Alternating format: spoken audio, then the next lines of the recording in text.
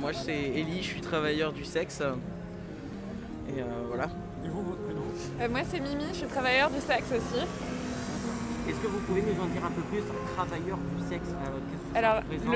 le travail du sexe ou travailleuse du sexe, c'est un terme qui va englober en fait toutes les personnes qui vont travailler du coup dans le milieu de l'industrie du sexe. Donc ça compte genre le porno, l'acting, le performing, Ouais. Donc les personnes qui les dansent, rencontres en réel, donc ce qu'on va appeler l'escorting, la danse effectivement, les camgirls, les camboys. camgirls. Je crois que c'est tout. Et tous les autres métiers en fait qui vont avoir un rapport avec l'industrie du sexe.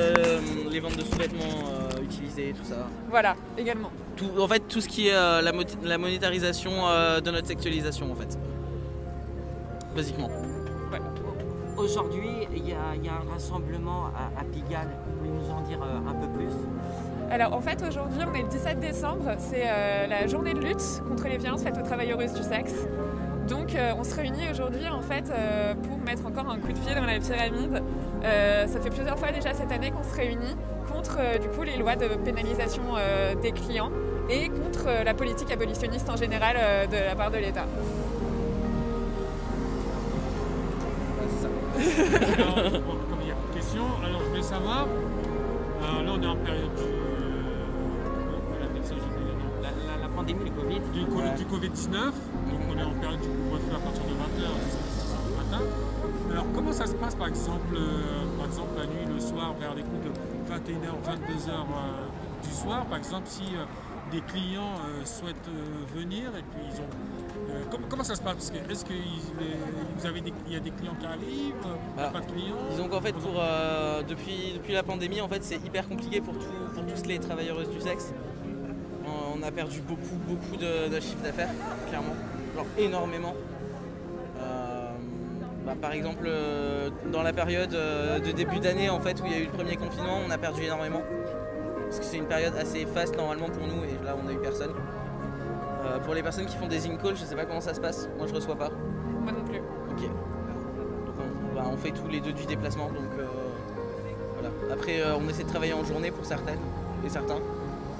Mais c'est un peu compliqué. Est-ce que, malgré ce qui vous arrive, est-ce que aujourd'hui avec les réseaux sociaux, ça peut vous aider ou pas?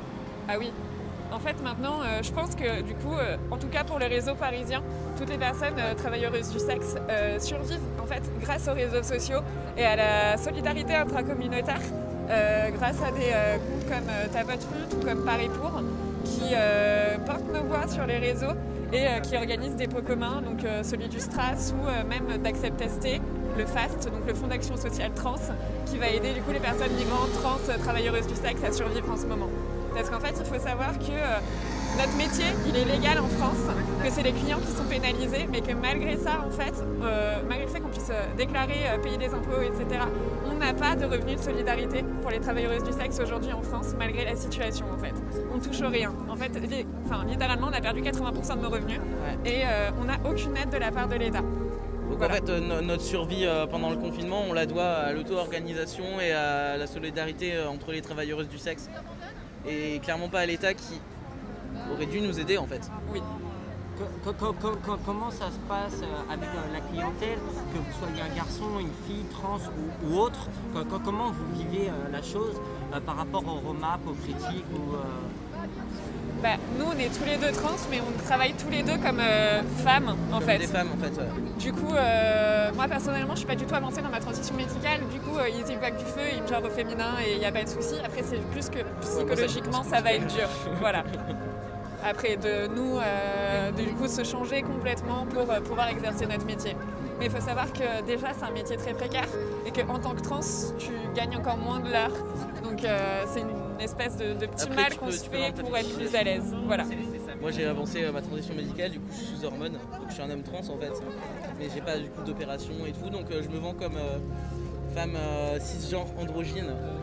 Et en fait on peut aussi vendre la fétichisation des corps trans, ce qui est pas forcément bien vécu par tout le monde, ce qui est hyper problématique en fait.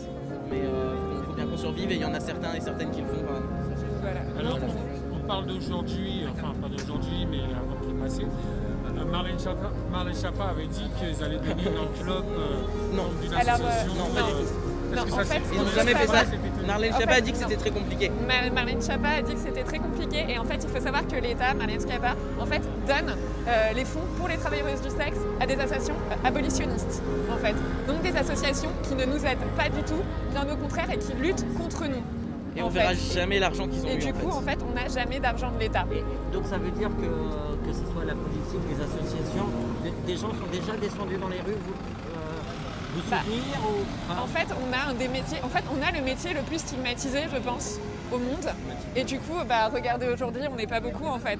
On se connaît tous. On est les mêmes militants qui nous retrouvons à chaque fois qu'il y a quelque chose à une petite centaine de personnes. Et en fait, clairement, il n'y a personne qui se bouge pour nous, quoi. On a un petit peu de soutien de la part de la communauté LGBT, de la part de la communauté queer, lors de Pride ou lors de gros événements. Mais sinon. Sinon, vous dire, on n'est pas très soutenus. Hein, il n'y a qu'à aller dans une manif de gauche et voir toutes les insultes plutophobes qui sont lancées contre la police et contre Macron, etc. Dire les forces de l'ordre sont des fils de... Ouais, voilà. En fait, personne n'en a rien à faire des travailleuses du sexe, en fait. Si je vous parle par exemple de la Manif pour tous, ce genre de... La manif pour tous, on les entend pas trop sur l'abolitionnisme, mais j'ai envie de vous dire, je les écoute pas beaucoup non plus. Donc, je sais pas. Après, non, nous, les gros assos qui vont être contre nous, on va dire. Et T'as qui le vont refuge. Vraiment, le refuge, le nid, Ouais. les Femmes, Nous toutes. La Qui plupart sont- en fait des associations féministes sont Qui abolitionnistes. se disent féministes, Donc, mais au final c'est du féminisme blanc en fait. Voilà. Faut être cisgenre, faut être blanche et avoir un travail social acceptable. Et c'est compliqué en fait, ces personnes se disent féministes alors qu'en fait tu peux pas être féministe si t'inclus pas toutes les personnes qui ont besoin du féminisme en fait.